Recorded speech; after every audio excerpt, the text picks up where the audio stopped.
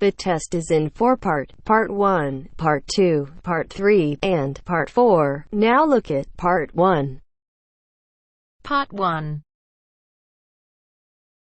You will hear a conversation between a psychiatrist in the medical centre of the college and a new student. First, you have some time to look at questions 1 to 4.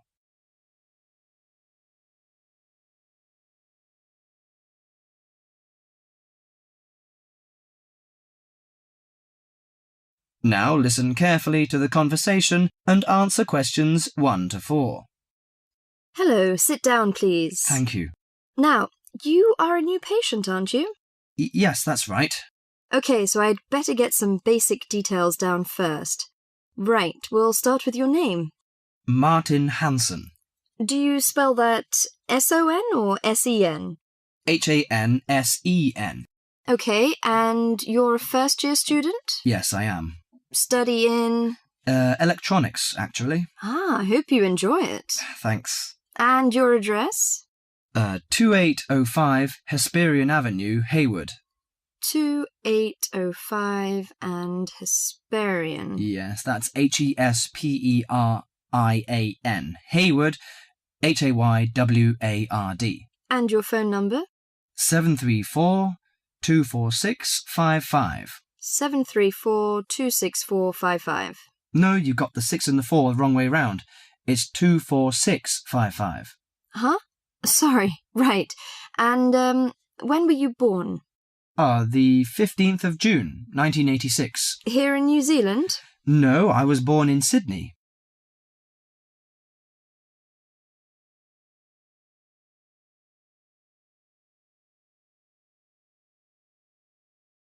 Before you hear the rest of the conversation, you have some time to look at questions 5 to 10.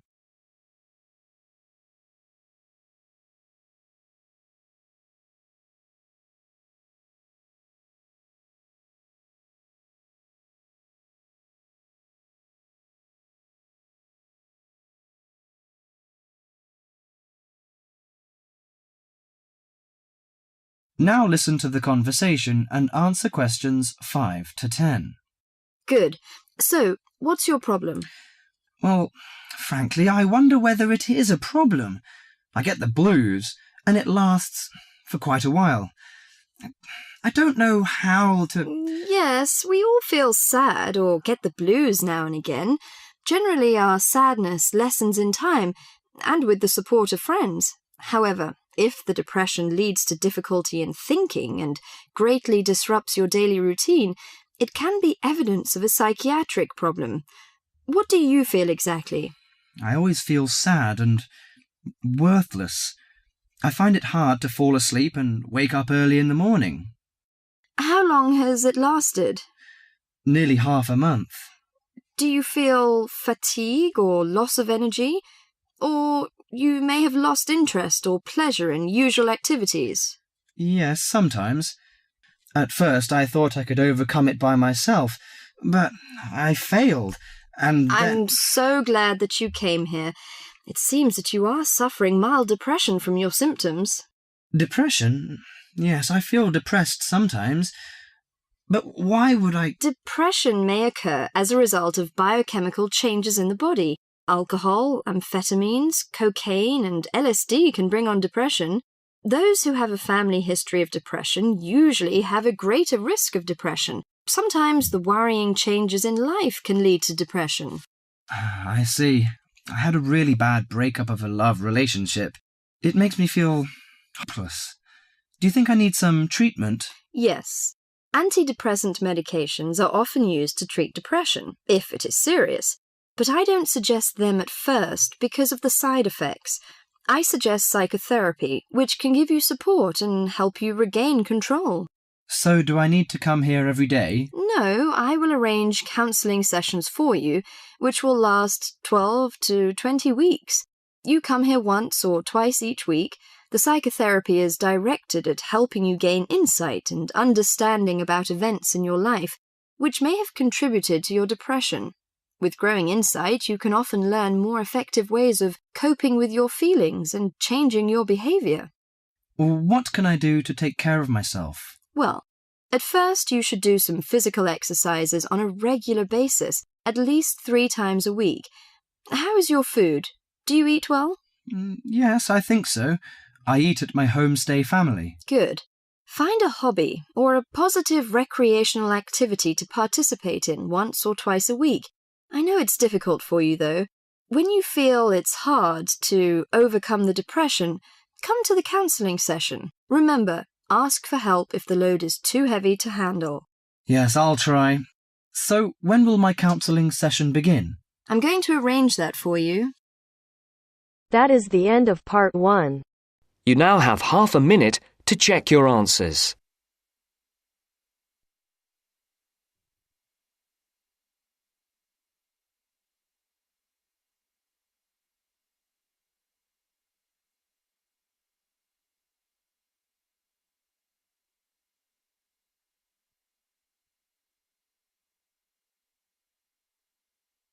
Now turns to part 2.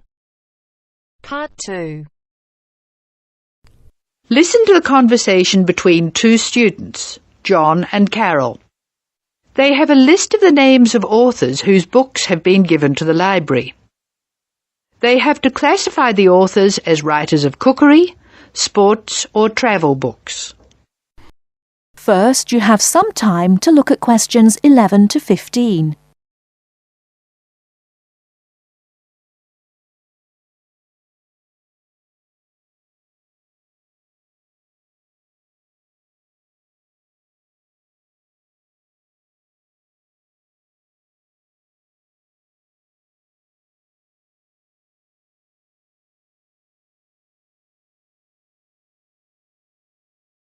Now, listen carefully and answer questions 11 to 15.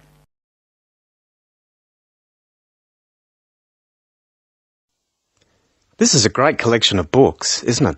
Very impressive. Who gave them to us? Apparently the donor was a book reviewer. There are a lot of books about sport. Here's one, My Life in Cricket. Well, that's certainly sports. Who's the author? Peter Adams. He also wrote Journeys Through Spain. Did he? Peter Adams writes books on both sports and travel, so S.T. is written against his name. Now we shall begin. You should answer the questions as you listen because you will not hear the recording a second time. Now listen carefully and answer questions 1 to 8. This is a great collection of books, isn't it? Very impressive. Who gave them to us? Apparently the donor was a book reviewer. There are a lot of books about sport. Here's one, My Life in Cricket. Well, that's certainly sports. Who's the author? Peter Adams. He also wrote Journeys Through Spain. Did he? Next one is Stephen Bow. He wrote Summer Barbecues, Cooking for Singles, Dinners by Candlelight. Anything else? No. Do you have anything by Pam Campbell? Wanderings in Greece, My Life in Russia, Travels in the Amazon, and Pam Campbell's Guide to a Successful Trip. Sounds like she got around. My next one is C. Ketzik. He has a list of books about football, the World Cup, Heroes of the World Cup, Playing with the Round Ball, Soccer for Everyone. That's enough. He was a one-topic writer. Ari Hussein, however, wrote about cooking and travel. His series of cookbooks is called Living and Cooking in Spain, Living and Cooking in China, Living and Cooking in Brazil. He's been everywhere. I've got a specialist here, Sally Innes on tennis. Here are some of her titles. Improve Your Serve, Tennis for Everyone, Tennis Forever. Before you hear the rest of the talk, you have some time to look at questions 16 to 20.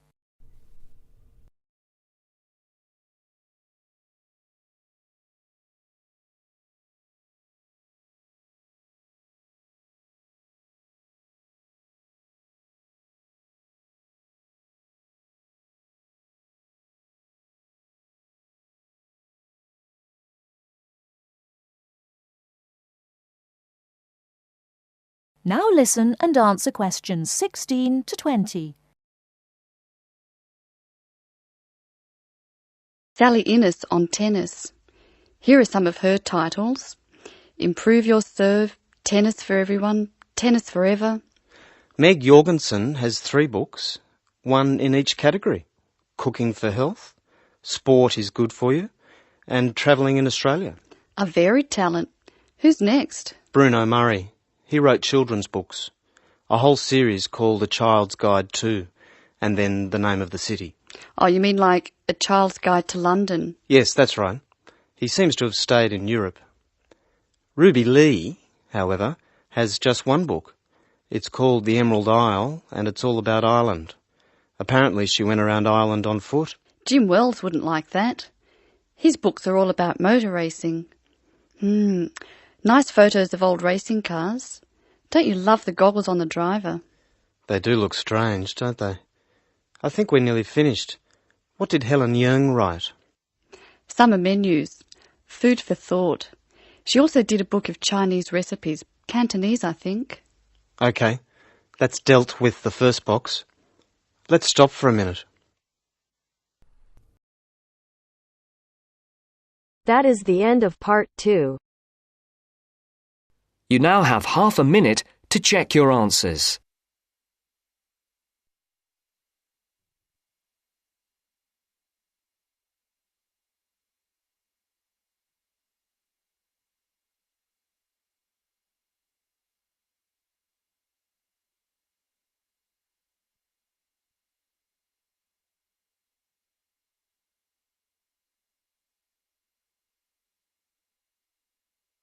Now turns to part 3.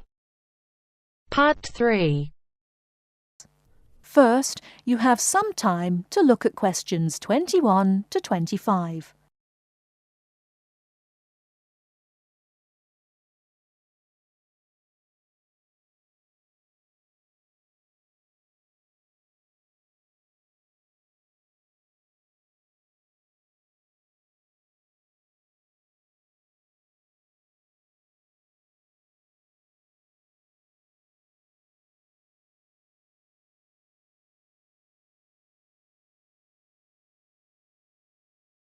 Now listen carefully and answer questions 21 to 25.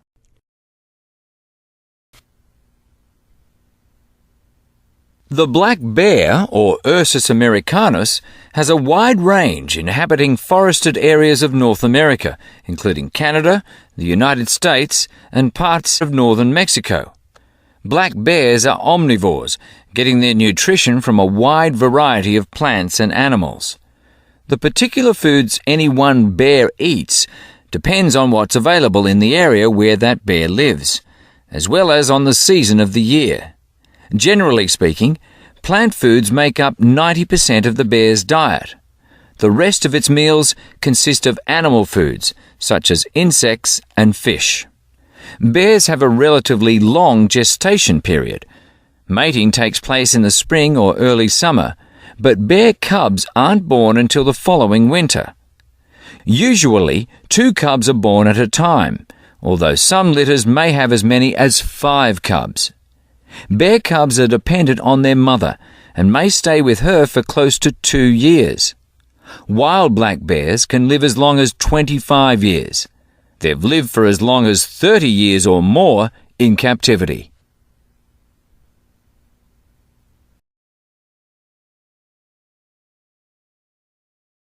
Before you hear the rest of the talk, you have some time to look at questions 26 to 30.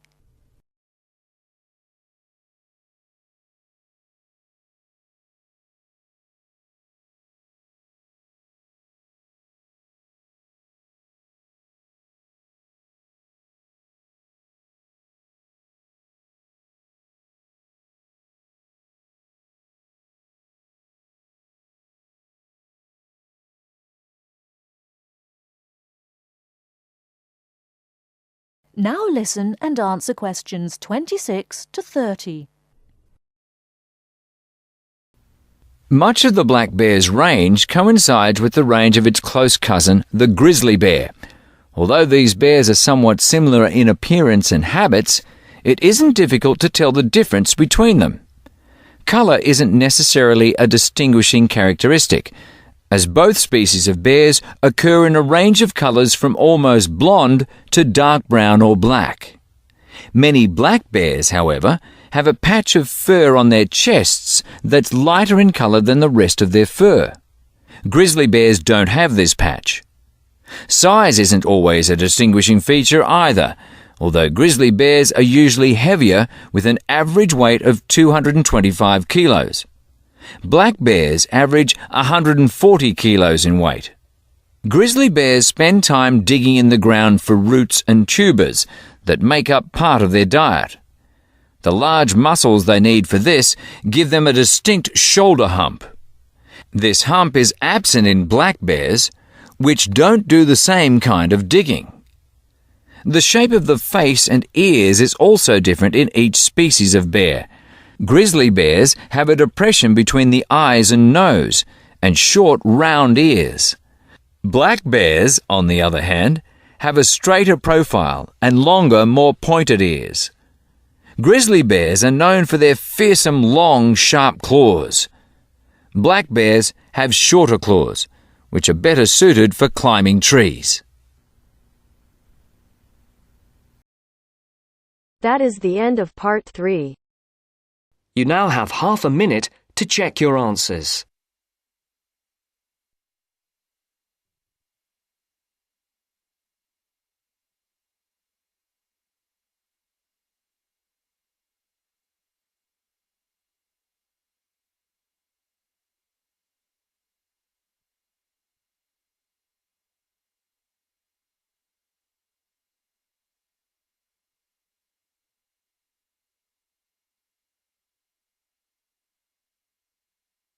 Now turns to part 4.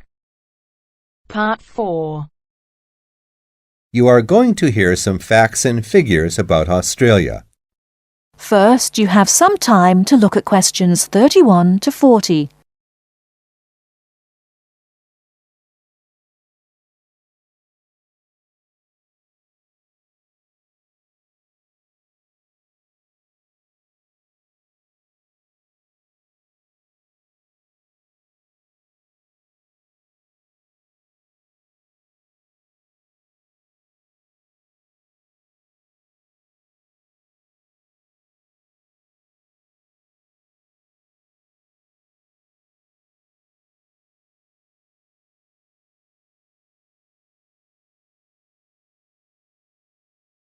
Now listen carefully and answer questions 31 to 40. Now I should tell you that the country of Australia is made up of 6 states and 2 territories. These are the Australian Capital Territory, New South Wales, the Northern Territory, Queensland, South Australia, Tasmania, Victoria, and Western Australia. The national capital is Canberra. Right, let's turn to the Australian economy. Australia has a prosperous Western-style capitalist economy. Australia is a major exporter of agricultural products, minerals, metals, and fossil fuels. Commodity prices have a big impact on the economy. Australia suffered from the low growth and high unemployment typical of the OECD countries in the early 1990s, but the economy has expanded at reasonably steady rates in recent years. In addition to high unemployment, short-term economic problems include how to balance output and inflation and how to stimulate exports. The economy is made up like this: agriculture, 3.1%, industry, 27.7%, services, 69.2%. The labor force has a similar pattern. The total labor force is 8.2 million. 34% work in finance and services, 23% work in public and community services, 20% work in the wholesale and retail trade, 17% work in manufacturing and industry, and 6% work in agriculture. What are the chief industries of Australia? They are mining, industrial, and transport equipment, food processing, chemicals, and steel. What are Australia's main agricultural products? They are wheat, barley, sugarcane, fruit, cattle, sheep, and poultry. And who do we sell our products to? At present, our chief export market is Japan, which takes 24% of our exports. After that, South Korea takes 8%, and New Zealand and the U.S. each take 7%. In years to come, however, we expect China to become a significant trade partner. China already supplies 5% of Australia's imports. This is the same amount as New Zealand. Meanwhile, we take 1/5, in fact 22% of our imports from the U.S., 17% from Japan, and 6% from the UK. So what sort of things does Australia import? Well, we import a lot of machinery and transport equipment, especially computers and office machines, also telecommunications equipment, and in addition we have to import oil and petroleum products. So let's move to the subject of communications in Australia. We have an estimated 8.7 million telephones and 9.2 million televisions. There are some 134 television broadcast stations and 325 radio stations. The related subject of transport is naturally very important in such a big country as Australia. Let's look at highways first. There are two kinds of highways, paved and unpaved. Paved highways are regular roads with a permanent surface. But actually, we have more unpaved highways, around 60%, than paved, when all the country roads are included. In addition, Australia has a railway network of over 38,000 kilometers. But you'll probably find it hard to believe how many airports we've got. 10? 20? 50? No, the total is 443. Of course, this includes many short runways on farms and in the outback. There are only 9 airports with runways of more than 3,000 meters.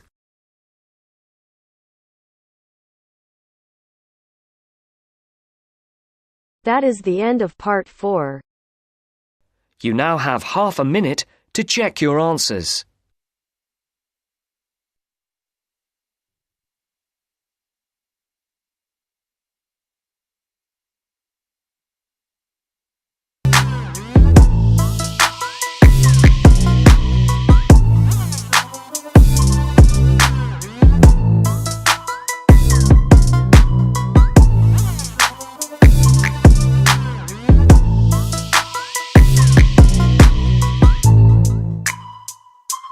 That is the end of the test. You now have 10 minutes to transfer your answers to your Ielts listening answer sheet.